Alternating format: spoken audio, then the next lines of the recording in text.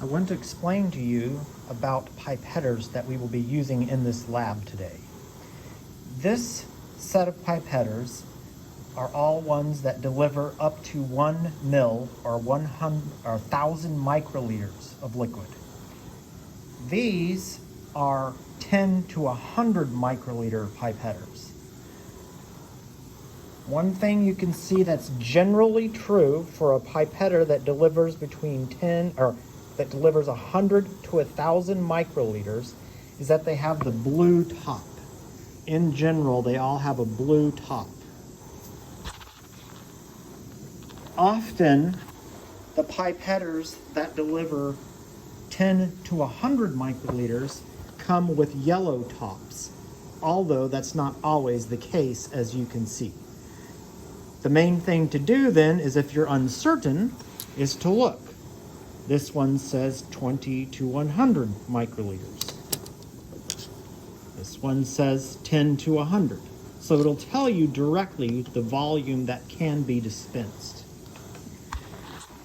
The other thing to notice is then for the 100 to 1,000 microliter, we have the bigger pipette tip. For the 10 to 100 microliters, we have a smaller tip. You can see the difference there. So again, you'll be using these pipettors, 10 to 100, 100 to 1,000. Now, let's look at how these operate or how they're set. This one is fairly straightforward. It reads exactly. So if it's at 10, that's 1,000, 900, 800 microliters, etc. So it reads pretty straightforward and very simple. And again, somewhere on here you can see it says 100 to 1,000. Same with this one. You can see here again, 100 to 1,000 microliters, and this dial is pretty straightforward. So right now it's at 100. Continue to turn it out. We're at 200, etc., going upwards, 310, etc. So you can just dial it till you get all the way to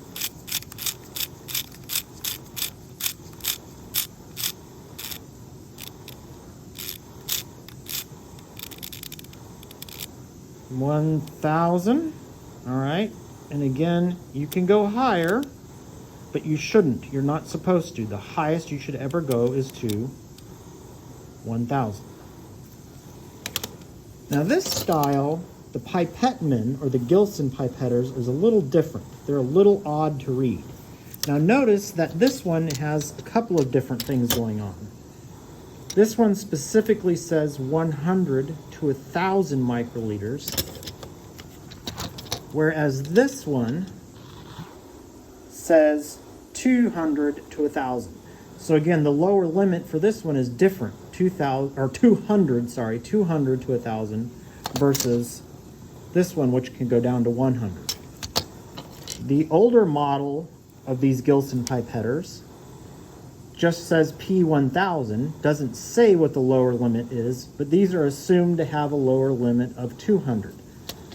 So operate these two the same way. All right, consider these both to be 200 to 1,000, whereas this one is 100 to 1,000. Now these are oddly set in that when the dial reads 100, you can see there's a red number 1, 2 zeros. That is 1,000 microliters. That is 1,000, not 100. That is 1,000. This dial, this inner dial here, is up at the maximum. So you can see where this black knob is. All right, I'm going to grab this one now. And you can see that that little black knob is in about dead center of this little window. This one is set at 050. Okay, so the red is 050. That is 500 microliters. So then, one where the black knob is sort of down towards the very bottom of this window area, 010, that is 100 microliters. All right? And again, this is the one that's allowed to go down to 100. Here's the mistake that so many people make. They look at that and say, oh, that's 100. And they keep dialing it, trying to go to 200, to 300, to 400. And eventually what happens is you dial this thing, and this whole unit here comes out and gets miscalibrated. All right? So these are very strange. These ones read more normally, whereas these you really have to be careful. All right? So these are the Gilsons. Now over here, and again, that was the bigger tip we would have used. So here's the ones, the smaller tip. This is the 100 to 1000s. However, this one, let's start with these Gilsons again. Notice this one says to stop at 20. So its range is only 20 to 1000 or 20 to 100. All right? And again, the same thing here. So now here, this one is reading 020. That is in fact 20 microliters. And again, notice that the black knob is at the bottom of this window. If I dial to the center of the window,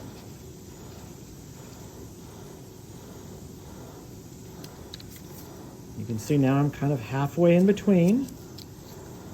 050, that is 50 microliters.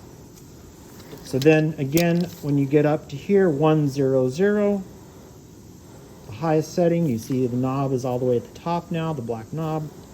100, that's the maximum. Don't turn past that. Don't keep going, trying to get to a higher value, thinking that's maybe 10 or something. Stop at the 100. So I guess the take-home message is on these Gilson style, what we call Pipettmans, and on 1000 microliter ones, basically you never have the dial go above 100 ever. Now these last couple are pretty, again, these are fairly straightforward. This one is set at 84, it's reading 84. 75. Maximum of 100 here. So there it is at this maximum. 100 microliters, etc. Same with this one. This one's very, very straightforward to read. It literally is telling you exactly what you're at. 80, 79, 100. And again, you can go higher, but you're not supposed to. Because eventually if you go too high, you will miscalibrate all of these different types of pipe headers. This one, again, that's set at 50 microliters. It reads pretty much the same. The trick with this one is it has a little knob here that has to be loosened. It has a locking mechanism. So now I can adjust the dial. Say I want to go to 10. So I'll set it to 10 microliters. And then on this dial up here, it locks down so that you can't turn it. So it has an unlocked and locked position in order to adjust the dial. Now I'll demonstrate basic pipetting and how to do it. I'll use the 1000 microliter pipetter set at 1000 for demonstration purposes. First thing to realize when pipetting is if you push your thumb down slowly, it'll stop and come to a natural stop.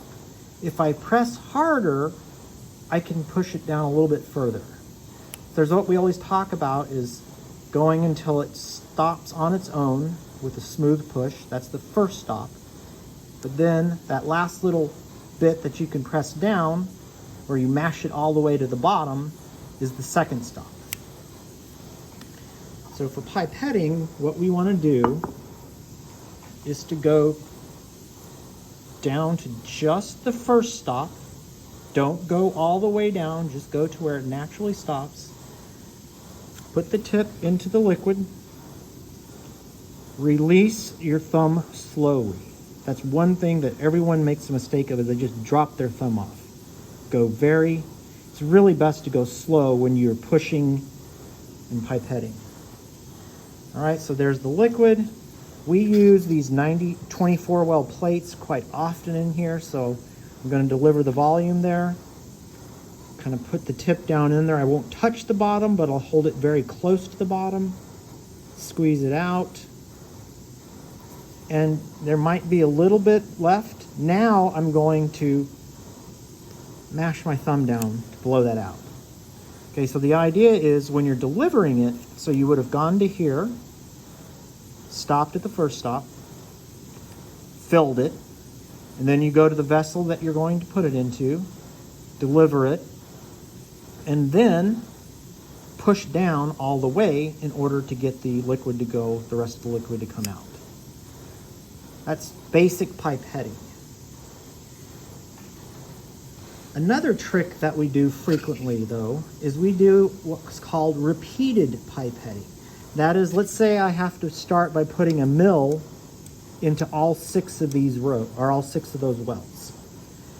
One thing to do to get more consistency when doing that is to, in fact, go down. Now what I'm going to do is to purposely mash my thumb down to the second stop.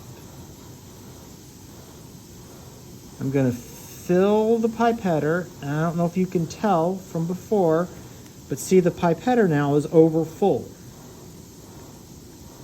Well, what I'll do is I'll go to the first well, and again, I usually try and touch it just to the side or just barely to the side, let it dribble down the side of the wall, and stop at the first stop.